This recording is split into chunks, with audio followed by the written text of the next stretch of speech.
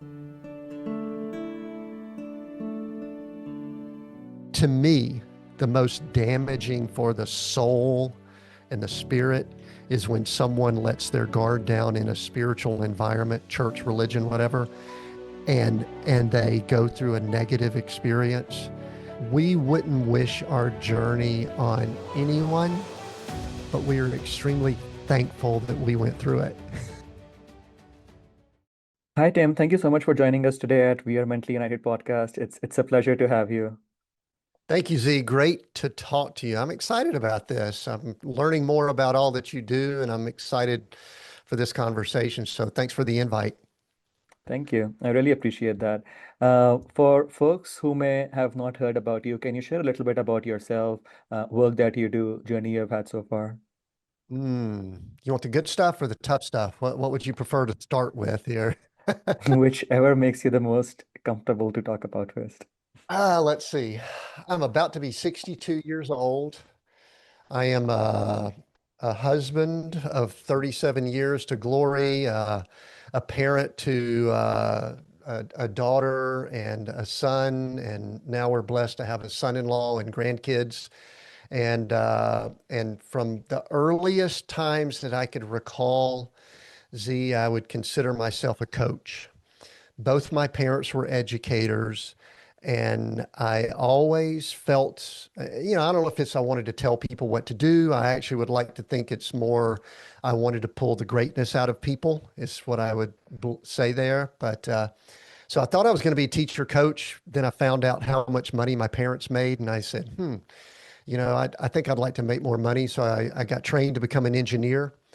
This was in the early 80s, went to Georgia Tech. So I'm an industrial and systems engineer by training. So a lot of process and systems are also part of who I am, but still that coach foundation. So everything I've done, running my own companies, working for corporate for a while, even doing what I'm doing now in a role of a COO of a company, the foundation of it is a coach. And I define coach as reaching down inside people and pulling out the greatness that God put there at the origin or beginning of whoever they are. And there's a lot to that, but along the way, over the last, 50-ish years, I've started a handful of companies. Most have been successful. I've made a lot of money over the years. We have lost a lot of money over the years. I have been, at the top that many would say with seven, almost eight-figure companies. And then I've also been homeless and bankrupt, living out of a Honda van that had 300,000 miles on it. And Oh, all that brings me to where I'm at now, where I consider myself just, I'm a business person, but still at my root, a man of faith, coach, and still just, trying to figure out what I want to do with my life at almost 62. I love that. Thank you. Thank you for sharing that. And it sounds like there has been a lot of highs and definitely a lot of lows throughout the journey. But take me back to your childhood. Where did you grow up? How was the surroundings growing up? You mentioned both of your parents were educators. Did that become too tough sometimes? Yeah, it's interesting. I My dad passed away a couple years ago, so I had time to reflect. He had cognitive decay or whatever. There's some people say, "Oh, is it Alzheimer's?" I say, "Well, it's dementia, Alzheimer's, depending on how they define it." But I actually had a very peaceful.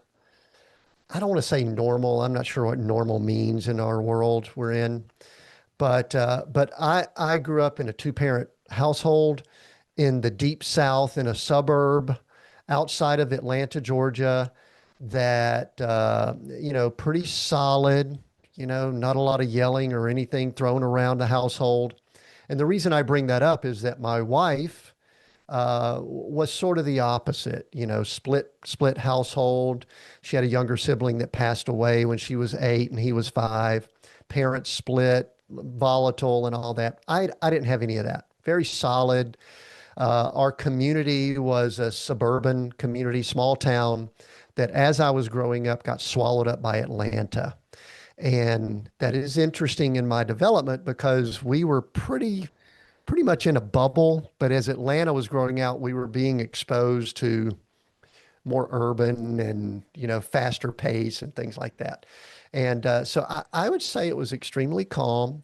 We had the faith of, I think faith is an important component of our conversation here. So I'll go ahead and introduce. We had the faith of the Bible Belt culture for those that might be listening in that have been spent time in the deep South in the United States, but it wasn't necessarily a personal faith. It was a cultural, it was just where we were. And because you lived in this area, you were this, but it wasn't personal at that time. It was kind of like, you know what, because I'm in this area, it means I'm a Christian. I don't know all that that means, but I am. I check that box and things like that. So, and so that was really my household. I knew because of when I grew up, the late 70s into the 80s, that I wanted to make some money. And that was a driver for me, obviously, from what I said earlier, that I didn't want to go into education because I found out my parents didn't make that much. So I went, I did the research in, early 80s and found out that engineers, they made a lot of money at that time. They were in demand. I said, that's what I want to be. And so not really sure that that's what I was really supposed to do, but I was able to get in Georgia Tech. And so that's the way that story goes. So solid household.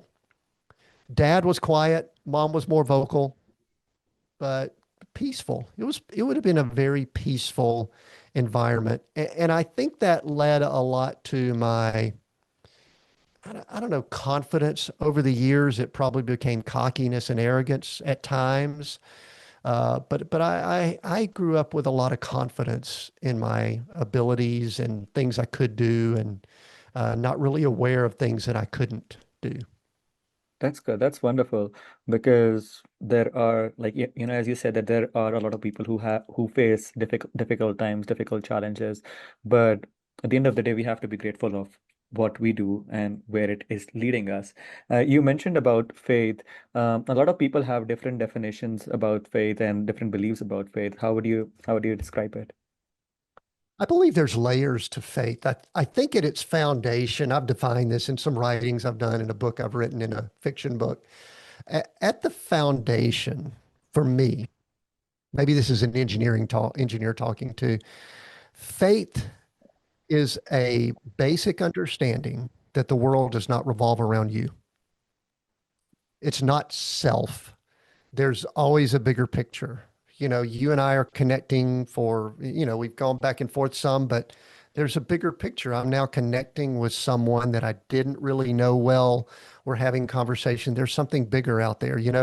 I think there's a faith that there's things bigger that's just going on in my work, in my world, in my finances. There's a faith that knows that there's bigger things than the United States of America. I don't know where a lot of the listeners are, but in the United States, there's this arrogance that the world revolves around us. No, it's bigger. And I think the ultimate faith is when you believe that there's some form of a creator. I happen to believe that's God, Yahweh of the Old Testament and the New Testament that led to Jesus coming on the cross. So I'm a Christian. Yeah, I totally understand that there's others that define that God in different ways. But I think that big faith is understanding that there is something bigger than us. I think that's the Mm-hmm. foundation of it. So, there's more to that. I mean, I could define how that leads to my faith as a follower of Jesus and Christ, but it's just being able to look outside of yourself. And as we Mm-hmm. talk later about mental health, I think sometimes our world starts shrinking and all we see is what's in our small little space. And it's very difficult to get outside of ourselves and see what's beyond that. And there's a lot Yeah. of things Yeah. that factor in, like gratitude and, thinking about things and all that. But that's how I define faith. What's interesting is that a lot of people in my Christianity world, I've gone to Bible school and things like that, they would throw rocks at me for that definition. Mm-hmm. Mm-hmm. You know what I'm And saying? that's what I meant. Like there are different definitions that people have. Like for Oh, me, faith has evolved over time. I was born a Muslim, grew up as a Muslim, but then currently I define or I resonate more with being spiritual, in which I believe that there is a higher power up there. There is someone up there that is controlling everything that happens in this world, and I refer to it as God. But it's interesting, and I feel like again, faith and religion are something that evolve over time for us throughout the life that we live. Some people have negative experiences with faith if at a younger age, whereas some people have completely different experiences with faith. So it's a very interesting way to look at it and have the perspective that you have as well. One thing to add to it, I think is an important layer for this conversation. I think people have had negative experiences, but I think they've had negative experiences with the religion or the man-made portion The faith person of person it, versus I think faith really is a thing that becomes a personal relationship with the creator in my God, situation with Jesus Christ because of what he did on the cross. And I think that's the distinguishing factor that a lot of people that they can't separate out the buildings and the the dogma person, and the man-made stuff and denominations and definitions and labels versus what does Z do in his one-on-one time where he's sitting down quietly. I had quiet time this morning and I sat and there was a meditation prayer time that I usually will journal. I didn't this morning because my wife came down early. So we had a conversation over coffee. I had, my Bible out with scripture. That's personal. There was no formal go to a building, interact with people that could be mean or nice or whatever. hmm That's hmm I think that's key for faith. I think some people try to put all of that and lump it all together. I think you have to separate out the personal relationship with all of the stuff that, like you said, the person or the man-made or whatever you want to find. That's the way I do religion. I actually put religion in that box versus faith is in a separate personal box. So anyway, sorry, I wanted to expand on that.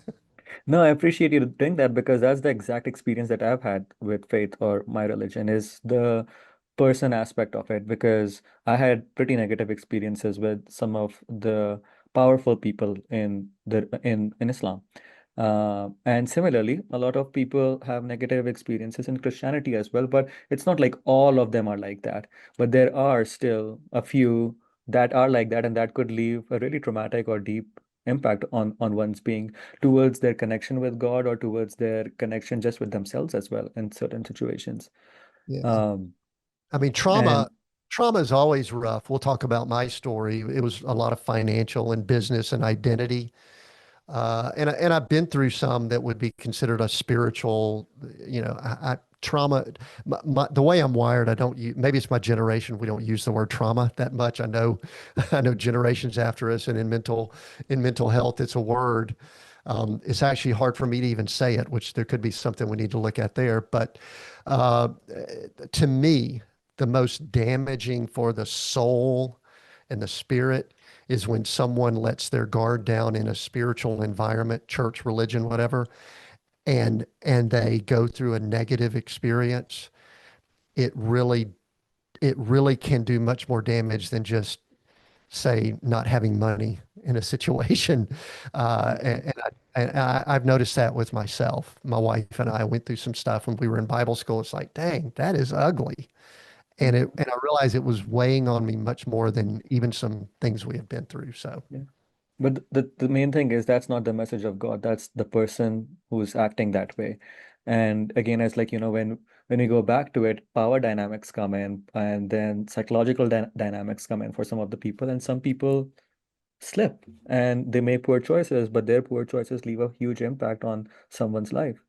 Um, but going back to your engineering aspect and the coaching aspect of the work that you do, uh, how much did you learn from the engineering work that you did? And how much did you learn in terms of bringing it into the coaching world? Because when I see things personally, I see things very analytically. It's like it's very much engineered based when I'm leading my teams, or it's very structured in a way. I know some people don't, not everyone does that. Everyone has their own leadership styles and skills. But did you bring anything from the engineering work? Yeah, absolutely. Because one of the things I've identified, I joked earlier, I'm not sure why I became an engineer. It was purely, I was chasing after success or finance. That actually wasn't necessarily the case. I started as an electrical engineer. I was okay in math and physics and that kind of stuff. But I migrated into industrial and systems engineer. And in looking back, when I take some things like strength finders and all now, strategic is my number one strength. I am always, almost always thinking strategic. And so as I evolved from moving towards coaching someone to just, working with Z and let's help you be successful, whatever that is. I started realizing that first of all, we need to define success. What does that mean? My Mm-hmm. success might be different than yours. So I need to define that. And then what I do is I have really integrated in coaching and all that I do strategic planning and guidance along the way. So, for example, when we went through some very difficult, challenging times financially, bankruptcy, homelessness, all that type stuff, there was a season where I wasn't sure what I was going to do. I was trying to do some things to earn some money, but it just wasn't working, which was different from me. I used to be able to roll out of bed and come up with a way of making money, new business, whatever. I started having people call me up, Z, that would say, "Hey, listen, Tim, I've known you for 15 years. I don't know what you're doing right now." Some of them knew my story, some didn't. I'd love for you to coach me, or we've got a startup and we'd love for you to come in and help with some things we're doing here, or we're trying to grow our company. Could you kind of help guide us, or different things like that? And so I began doing it, but I kind of wanted it to look different than just let's have a call once a month and let's talk and how are things going, what's working well, what's not working well, et cetera. All that's good. There's value there. But what I really wanted to do was start working towards developing strategy and then coaching to the strategy. And that started moving towards being like 90-day increments. So if I were working with you, I would say, okay, what is it that you really want to do to succeed? You want to develop a stronger marketing plan so that you have a wider net with the people you're trying to interact with. Whatever. That's fairly vanilla, but you understand what I'm saying. Okay, great. What do we need to implement over the next 90 days to make that happen? And with our coaching calls, we are going to coach towards the strategy. Now, we're going to have discussions about what's going on with you, what might be inhibitors, what's keeping you from doing the things you really need to do. Why can't you sit down and write copy for your marketing plan like you really need to when you understand it and know it? What are those things? But it's moving towards that 90-day strategy. So the big thing that unlocked what I really love doing is I had a good friend that I'd known for 20 plus years call me up right about the time COVID was starting and said, "Hey, listen, I really would like you to coach me one on one." I said, "Great." And I knew he had a successful company, but I also knew, there was a lot going on with it. And I said, "Listen, I know you've got an executive team of 3 to 4 people. What I would really love to do is not just coach you. I want to coach the entire executive team. And I want us to have quarterly leadership sessions, strategy, where we discuss strategy for the next 90 days. And then my one on one calls in between those 90 days, the monthly calls, are going to be geared towards not just helping the people develop and grow individually, but organizationally also. So, I would call myself maybe a strategic coach, or I don't know what that was, but anyway, so that really began developing into what I believe I'm especially gifted for, and that was tying in the coach portion, Mm-hmm. reaching down in the individual and pulling out the greatness there, to really looking at reaching down in the organization and Yeah. pulling out the organization's greatness. So that I don't know if that did that answer your question. Did it? That's where I tied together the engineering and that I really want to help people become what they're created to be. No, that definitely resonates and answers the question because I feel like all of us have different strengths. Not all of us have the same strengths. So when you are doing that leadership work or coaching work or organizational coaching work, it's really important to find that inner strength that people have. Like for example, when I work with kids, when I provide therapy to kids, one of the things that I tell them from the very first session that all of us have special magical powers. They might all be different, but we are all superheroes in our different ways, and we just have to find in which area or in which direction or in which format are we superheroes. And it might be completely different from your parents, it might be completely different from your siblings, and that's okay. So I feel like that same concept of bringing out their strength, I think that's extremely important in today's time and age, because a lot of times people are in good jobs, but they're not aligned with what their passion is, or what their strength is, or what they are really, really, really good at, or that they enjoy doing. I think part of our journey in life is identifying the things we don't want to do or shouldn't be doing, and identifying that this is the way I word it, very similar to you. What's your superpower? Z, what is your superpower? And I love to hear people say it. Now, this is the challenge in the world we're in today, especially dealing with kids. And I can't grab my device because my phone is my camera right now. But, you know, what is the world telling you? What are the algorithms telling you your superpower should be versus what is your soul? What is your heart? What is your faith? What are Hmm. we really created for? Because I think what many people are doing is they're trying to copy other people's strengths or superpowers. And what that does is it causes conflict and tension internally. And I think that could lead to some mental challenges, because it's like, you know what? I think I'm doing what I'm supposed to be doing, but I don't feel right. What's going on? Why is Hmm. it not working? Why is everything I'm doing? I feel like I'm beating my head against the wall. And it leads to, this is words that I use quite a bit, and it's maybe has a faith component. I don't know that it has a mental health strength to this, but it's hope versus hopelessness. It's Hmm. that contrast. I see many people when they begin to spiral or get into a place, they don't have hope. They're hopeless. And that's a tough place to be. They've lost faith in whatever that higher power, that God that they have. It's like, you know what? They've shunned me. I don't, they're not here for me or whatever.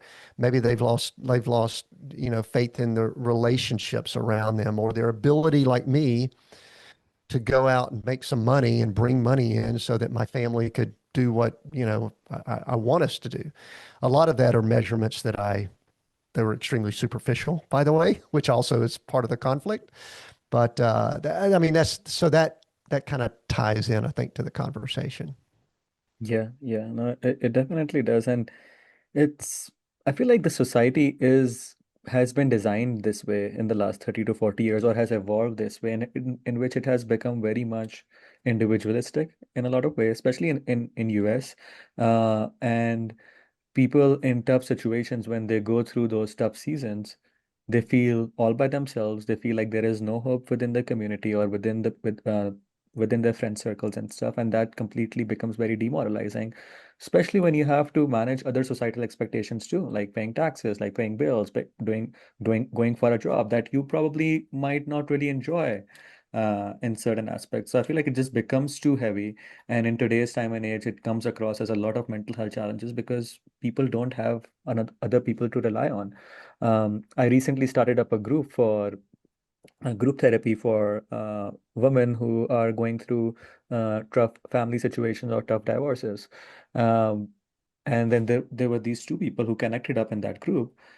And Tim, I tell you not, like the connection that they have had in the last month or 2 months, and how much it has helped them just to see that they are not by themselves, and this other person's going through a messy divorce, or the other person's been through a lot of sexual trauma.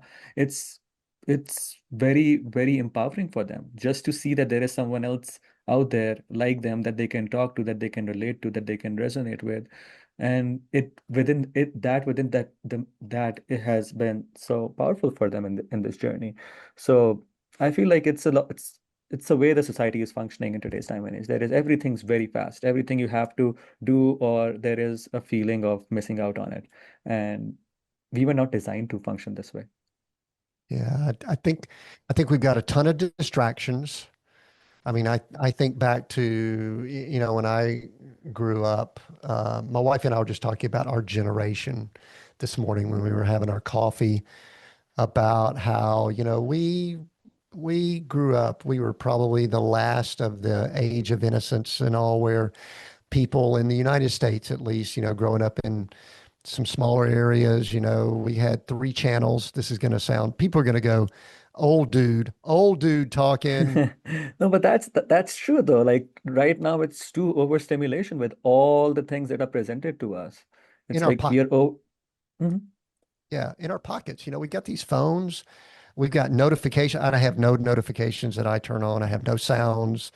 My wife says, "Oh, what if there's an emergency?" I say, "You know what? If someone has an emergency, they could call 911. They don't need to call me." Our kid.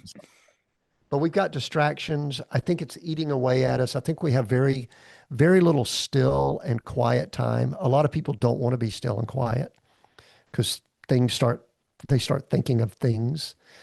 I love what you said about the group. There's an isolation that occurs. People are extremely connected, but they're extremely lonely. Mhm. And the thing that you brought up is so powerful in that those two people, I don't know their full story, but I could guess they probably had started thinking that uh, I, no one else can understand my situation.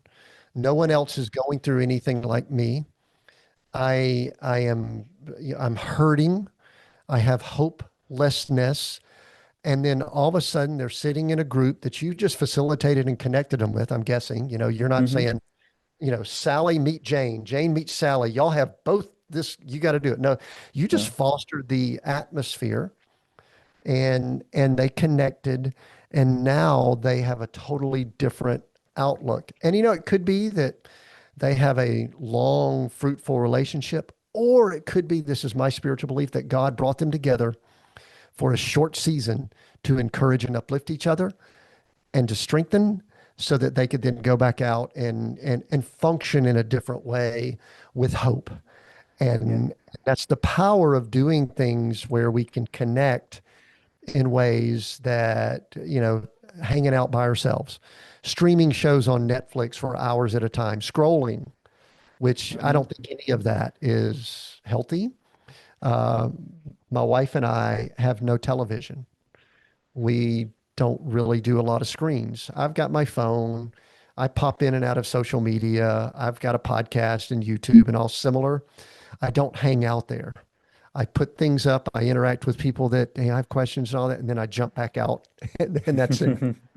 I think a lot of people are using these things as drugs to try to numb themselves and try to forget their issues, and there's a real danger there. So That's so true. That's so very true because currently I'm also doing a research on the background as I'm providing therapy in correlations between kids who are using these technologies like cell phones, video games, and how it correlates with an adult who is an addict who wants substances.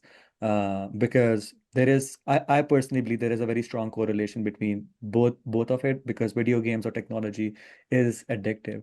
Because when if a kid is playing a particular video game and parents take that video game away, in most of the situations, the kid lashes back out. Give me 5 more minutes, give me 1 more hour. Parents are like, no, you've played for 3 hours. No, I only played for 15 minutes. Or a lot of kids are currently stealing money from parents, buying up inner game purchases.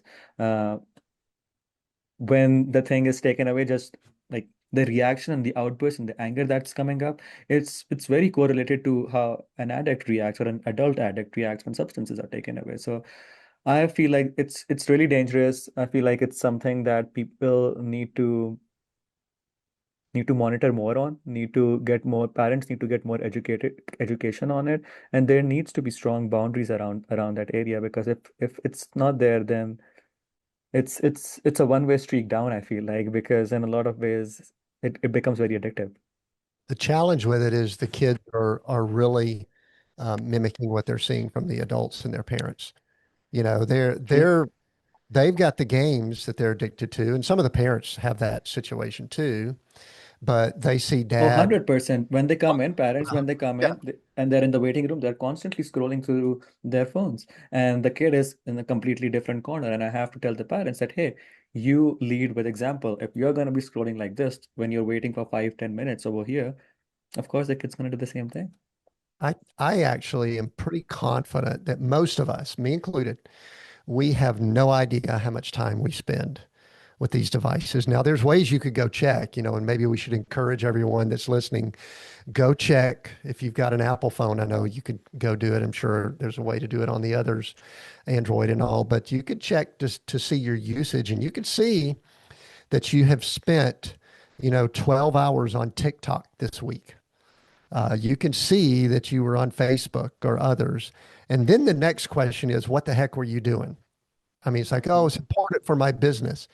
12 hours or two or 30 minutes, really? I mean, and because that will be modeled by the children. Now, I know all these studies that show that the mind is still in developmental phases. I joked earlier, by the time this airs, I'll probably be 62 years old.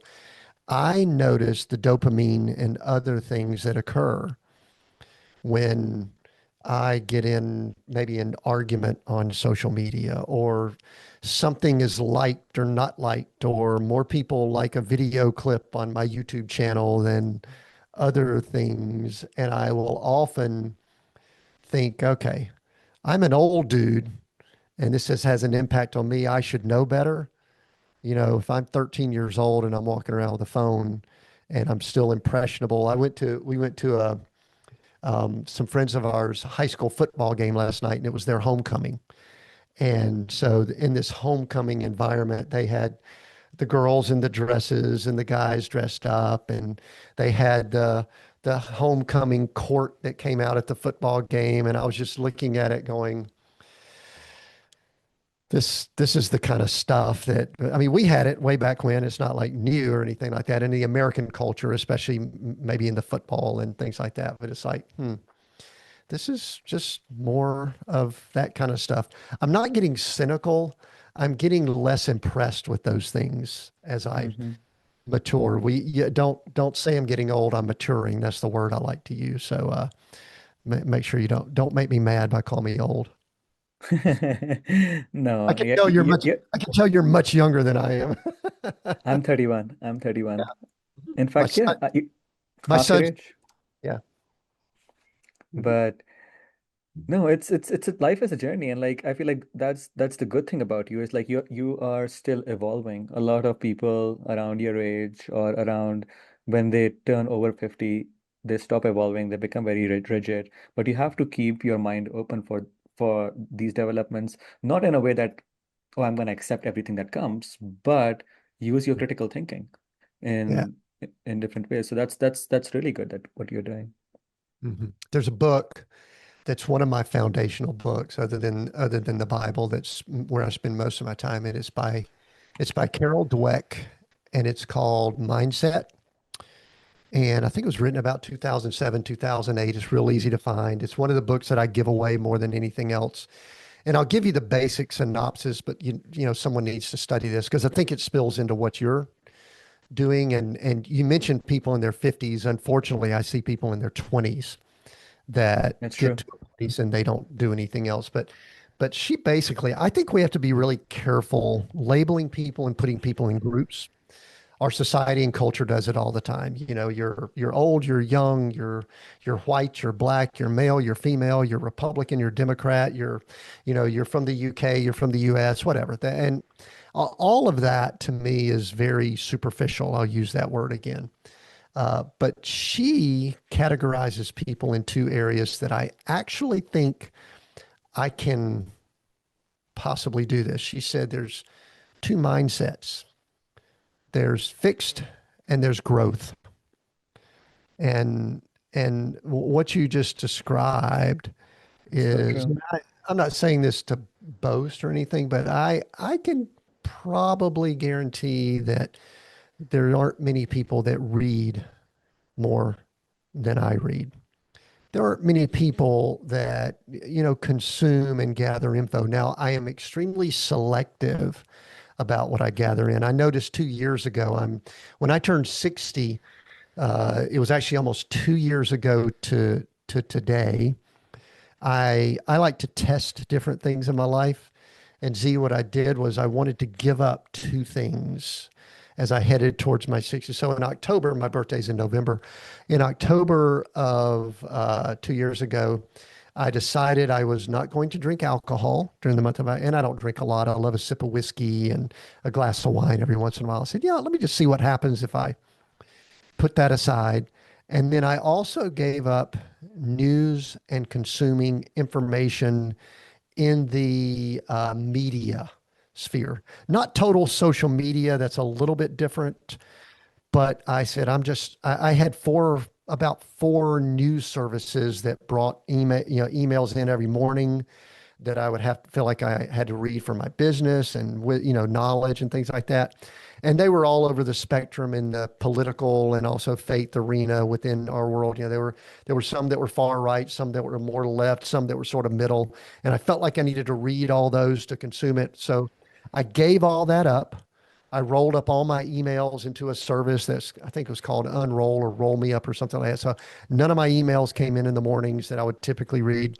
So for the month of October, a few years ago, I gave up alcohol and news. And it was when the war broke out in the Middle East. It was like that month. And I'm like Hmm. going, I feel compelled to go check this out, but I didn't. And after about a week or so, I realized I was almost going through a detox, not because of the alcohol. I could take it or leave it. I really didn't Hmm. care one way or the other. But the news and the information, I was addicted to it. And I was like almost jittery, wanting to go to my phone and grab it and check what was going on with the war, with the stock markets, with, my Bitcoin, gold, all these things. And, I was like going, you know what? And so I've been 2 years now, and it has freed up so much of my mind. And Wow. so, and one would say, going back to the fixed or growth was, you need to be getting that information. No, that actually isn't the growth mindset. The growth mindset is knowing that wherever you are right now, you could actually learn, become educated. You could physically make some changes, and you could be different 6 months from now, 2 years from now, 5 years from now. There's growth involved versus the opposite of that is I am who I am. I can't change. I'm not going to change. Don't try to make me change. And, some that could be a positive, some it could be a negative, but I actually have this belief, maybe it's the coach in me, that if people make a decision and they have a desire, they could grow. They could learn new things. With limits, I'm not probably going to be a point guard in the NBA at 62 years old, short, slow, and white. Probably not going to happen. You know what I mean? Um, but I could be a better basketball player if I wanted to. I love basketball growing up and all that. So, anyway, so that's fixed and growth. I actually do believe when you interact with people that early on you will know, hmm, this person's very fixed in their mindset and all that. And this person, see, I could tell that you and I could have conversations for months because Hmm. you're growth minded. We could have conversations about, hey, what are you reading? I see books over your left shoulder there. What are you reading right now that you like? What's something you're working on in your life and things like that. And I believe that integrates into our mental health also, because if someone is fixed, it's going to be a challenge. It really is. Hmm. But if they Hmm. say, you know what, there's glimpses of hope that I could be different tomorrow versus what I am today, let's try to seize on that and do something with that. Yeah, yeah, that's so true. Because like even for myself personally, growing up, I was more in a fixed mindset. But Mm. when I made the move to the US and I got explored to a lot of different cultures, different ideas, different things, went through my own mental health challenges, that's when I got explored more towards the growth mindset that this is how I should be doing things, or this is how I should be receiving information, putting out my energy, taking in energy from other people, rather than just being so fixated. Um, and nature taught me that a lot too, because I remember Was it a product of your culture also? Pakistan, growing up in Pakistan, or? I would say, yeah, very growing up in Pakistan, it was a lot cultural because um, not everyone is allowed to have the freedom of thought.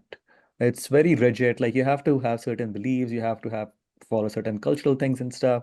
So I feel like a lot of it did come from parenting, did come up from the society.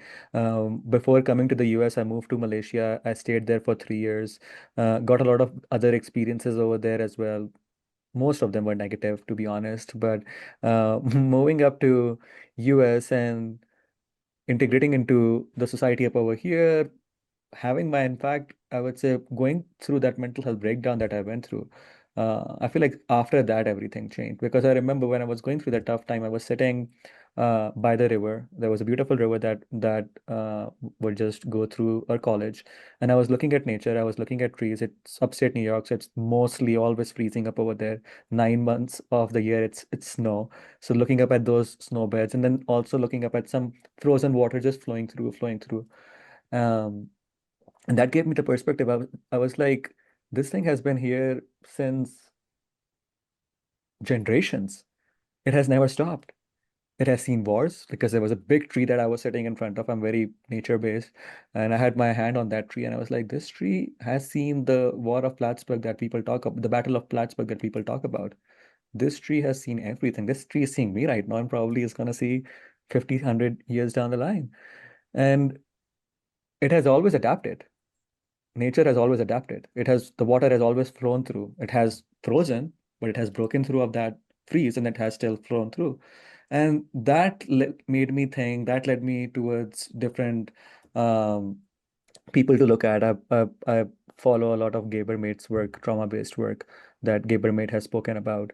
Um, and that really opened up the doors towards this growth mindset that I have right now, where now I believe in seasons, that we all go through different seasons. There is going to be good seasons, there are going to be bad seasons, and bad seasons I just have to brace through it, get through it, just believe and just keep moving forward rather than becoming stagnant in those tough moments, and then enjoy and be joyful in the good seasons too.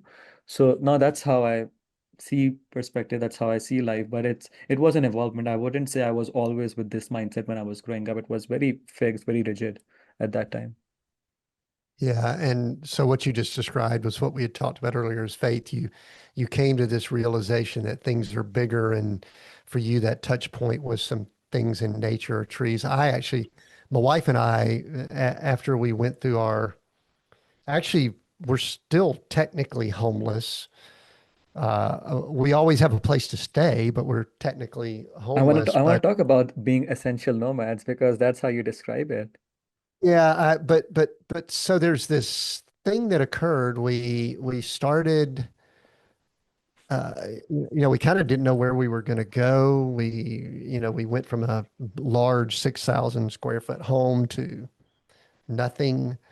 And we said, let's just see where God leads us. We were, at a very humble, which wouldn't always be a word to describe me, situation, place. And we started just traveling. We went and visited some friends in Colorado, of all things, not far from where you are there in Denver. They were up in Woodland Park, not far from Colorado Springs, and Oh, it's beautiful, Woodland Park. it is. And so what that started doing was exposing us to what we call how great thou art moments. And for those that may not be aware, in the Christian faith, in the old churches, they had these hymnals, these books that are songs. And there's a song called How Great Thou Art that was written, I think, in the 1800s or something like that. And so what my wife and I began saying is that we would, as we traveled, people always ask us, what are some things you saw that you loved? I said, well, we would look at things and say, okay, that looks beautiful. But then, when you see the mountains in New Zealand, when you see things in Australia that we saw there, I've been to South Africa and other places and all over the Rocky Mountains and places like Zion National Park in Utah and the coast of Oregon and other things like that. These are places that we would describe as how great thou art. Yeah. It's something that is beyond the comprehension of just my small little world. And your touch point with that tree that had been there for decades and possibly centuries, and the place that it was on has definitely been there for a long period of time. It was a how great thou art touch point for you that led you back to how I defined faith earlier, and to say, you know what? The world's bigger than you. Hmm. There's more. And whether people want to call it faith or nature or universe or whatever, we could come up with all kind of things. It's just, it's you're taking your eyes off yourself. It's, I believe, God letting you know, hey, listen, Z, your issues are definitely exist. However, there's a bigger picture out there. Hmm. And that bigger picture has other things that can lead and guide you. And I believe in personal relationship, and I believe that message is, I'm here to help you through that, Hmm. you know? And part of it was putting you right here where this tree was, and this place, or this mountain range, or Colorado. You probably can look out where you're at in Denver and, see those Rocky Mountains, and maybe even see the Rocky Mountain National Park to the north, and snow-capped. They're snow-capped year round. That's the Stunning. reason I moved here. That's the reason why I moved here, because that made me realize that this nature is what grounds me. So when I finished my master's education and I could move anywhere in the US, I chose Colorado because of nature, because of the Yeah. mountains, because of how they ground me. Yeah, it's snow-capped. We actually spent a few winters in Breckenridge as we were nomading and traveling around. So the irony is we really had zero financial resources. Some hope of things coming in, but there were seasons where there weren't. And we were sort of living off whatever we could, some help from family, but we were house sitting. And, and part of our house sitting gig was someone in Breckenridge that we connected with, and we would watch their dog in their house for 6 weeks for 3 winters in a row in Breckenridge, which stunning snow, mountains, Beautiful. etc. Beautiful, beautiful. It's beautiful. 10,000. Yeah, I, Anyway, I went there this summer for the first time and it's like gorgeous. Really loved it. yeah, that mountain range and the mountains there. Oh, it's stunning. How great thou art. Yes, yes.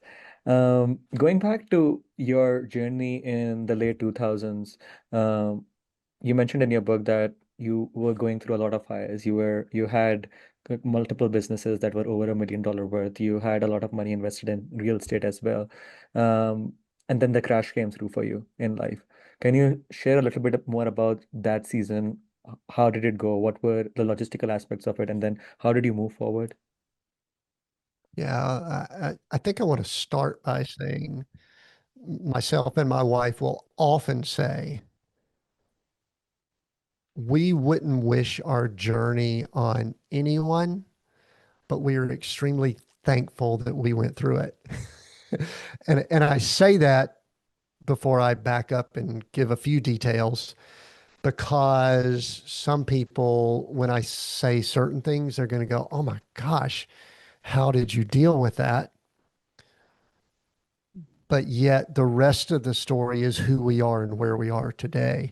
And it's part of those seasons. The world, to, regardless of how you believe it was created, I believe that God created it this way, that there are seasons, and those seasons have ebbs and flows. There is winter, but spring comes after winter. Hmm. Spring's a time of growth and budding, and then there's harvest, when things grow and bud. And then after harvest, things start dying off and it goes into another, and that is entirely the way creation is. And I believe that we are operating within that system. Well, the season during the 2000s had us creating multiple companies, asset company, real estate, at one point valued up to $20 million.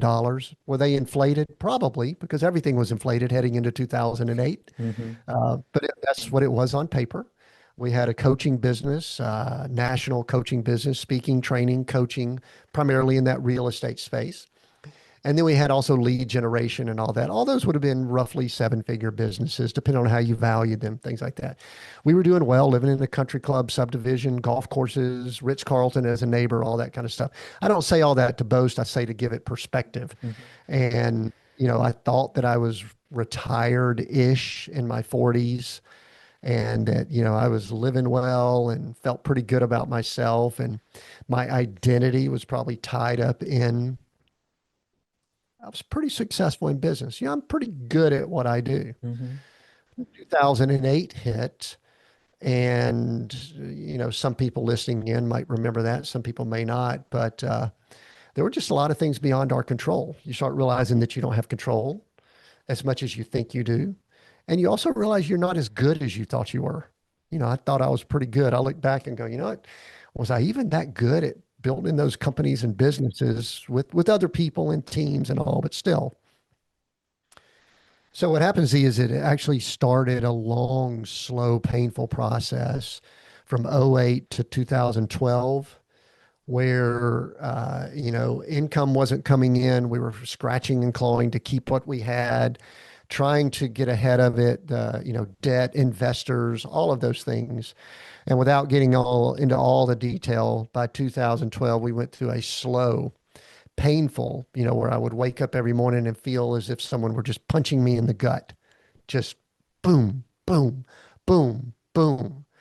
And every once in a while there'd be glimmers of hope, but then it just kept dragging on and on and on. And finally, there was no other place to go but to, go to a bankruptcy, which is demoralizing, demeaning. But when you're in that system, that is unfortunately the thing you may have to do. And we lost the home. We lost a lot of the real estate. And so in 2012, it was June of that year, our kids that were almost grown, we told them there's no more house. It's about to be gone. We had liquidated and gotten rid of all the furniture, stored a few things away in a little storage space. And my wife and I, in the old Honda van that we still had, put a few things in it and said, where do we go? And we could have stayed with some family, but just kind of didn't really want to do that. And so we hit the road, and it became quite the spiritual journey where we were humbled. We hit our knees often. We believed that the Lord had his hand in our journey and that we had some degree of protection, but there were, sometimes on a Friday, Saturday, we didn't know where we might sleep on a Sunday, Monday. But doors started opening up. We were house sitting, which is an odd little thing to do. We were living in houses that no one else built and things like that, which was such a dichotomy from owning 100 pieces of real estate Mm-hmm. to not owning anything, but yet having places to go. And then that led us to Australia, New Zealand. We spent 9 months in Australia, New Zealand, still with very little financial resources, by the way. But and all along the way, we were going spiritually. That personal relationship that we talked earlier. For me, it was developing relationship with Jesus Christ and the Holy Spirit that comes with that, and just strengthening my soul and my spirit, and my wife also along the way. And our relationship, I'm so thankful because in many of those situations, that couples can't make it through that. Mm-hmm. I'm so thankful that she stuck with me when it was ugly, and obviously I stuck with her. We just celebrated our 37th year of marriage, Wow. and so going through that. So anyway, all of that, and then things just started clicking. And 3 years later, 2015, this is the way I tell the story, is the first 3 months of 2015. I only know this from later when I did our taxes. The first 3 months of 2015, we made $17. That was our revenue. You can't live in first world very well with $17. Uh, but throughout the remainder of that year, we'd committed to go to a Bible school, and we felt like we were being obedient in that. It was a rough situation though, because of the spiritual type of trauma and abuse that could occur. Because some people in the faith I'm in, Christianity, They could be super nice and loving, but some of them are the meanest, nastiest people you'll ever come across.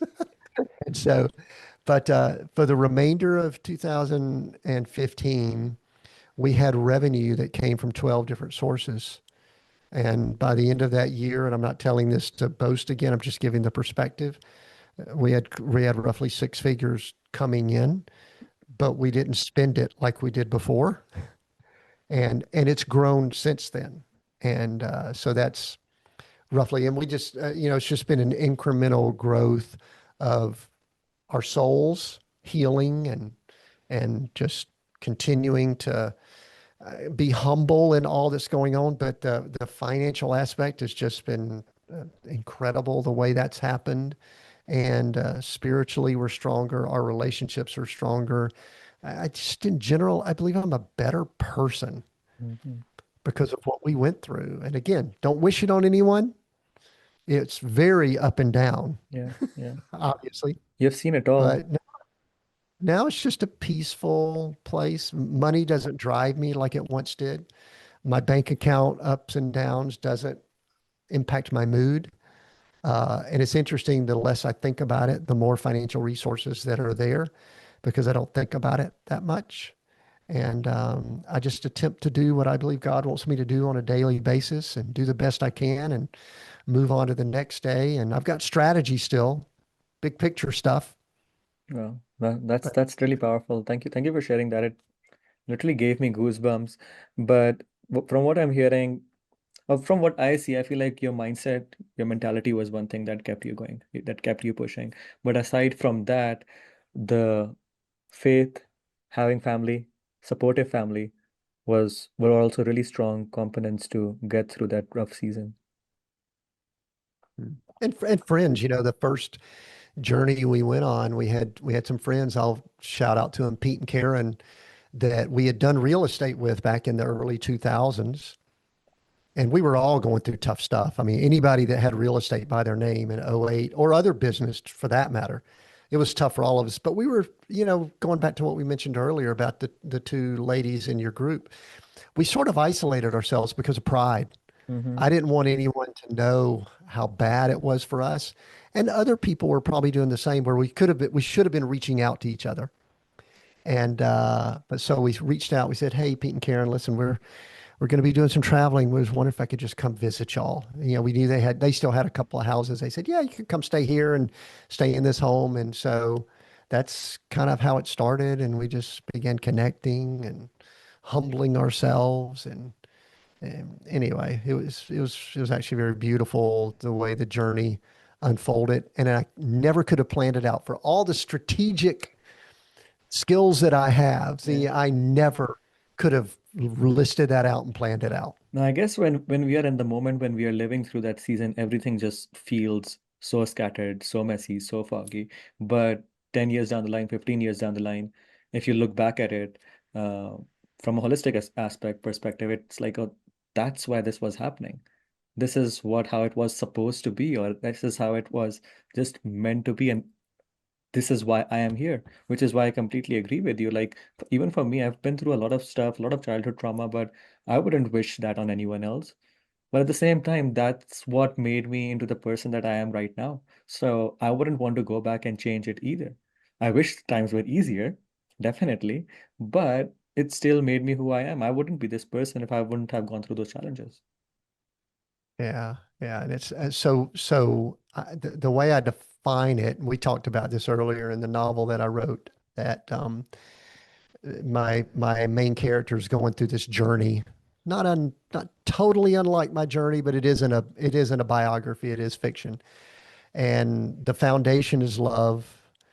The second principle is that faith that we have talked about a good bit here, but the result of that is peace.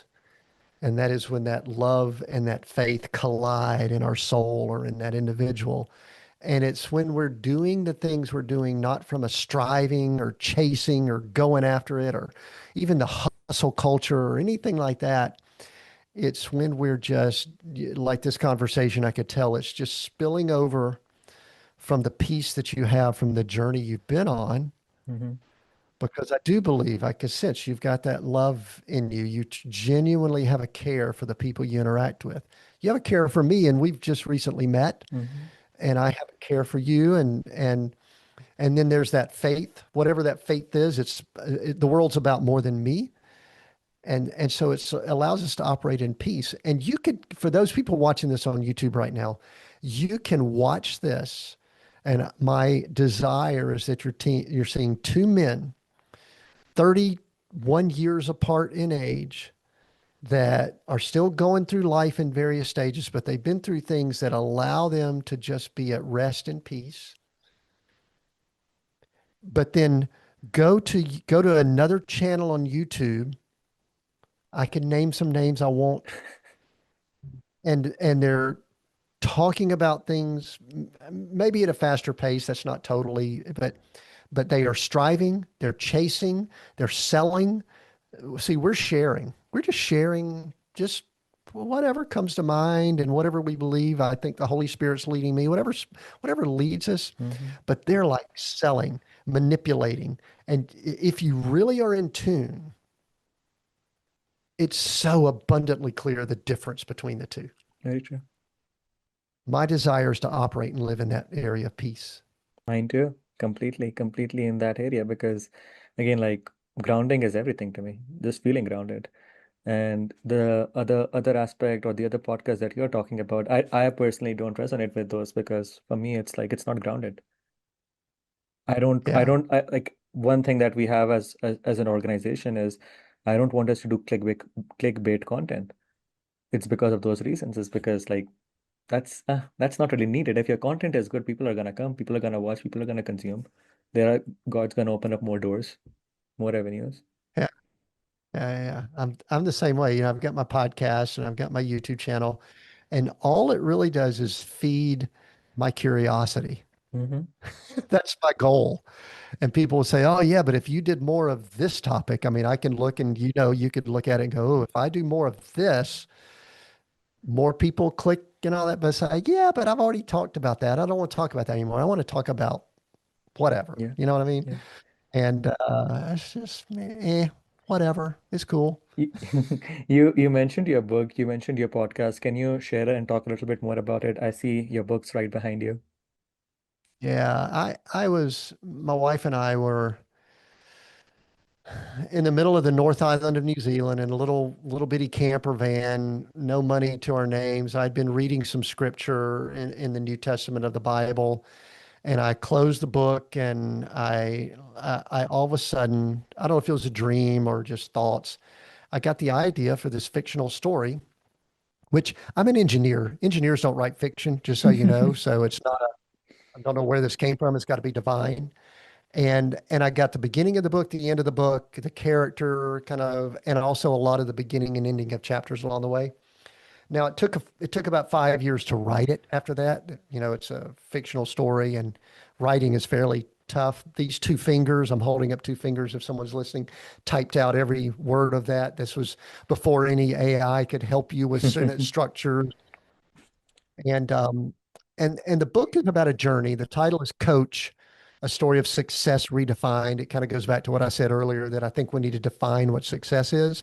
And I think for many of us, the reason that there's mental challenges, the reason that we go through issues is because we define success like we think we're supposed to, or that other people impose upon us, that mom and dad say or culture, when we really should define it based on what we believe success is for us. Hmm. So it's just about a journey, and through the course of the journey, the main character learns the basic principles that we've talked about here, which is love, faith, and peace, and meets some mystical kind of a mystical coach mentor that leads and guides them along the way. So it's fiction with a purpose, is what I call it.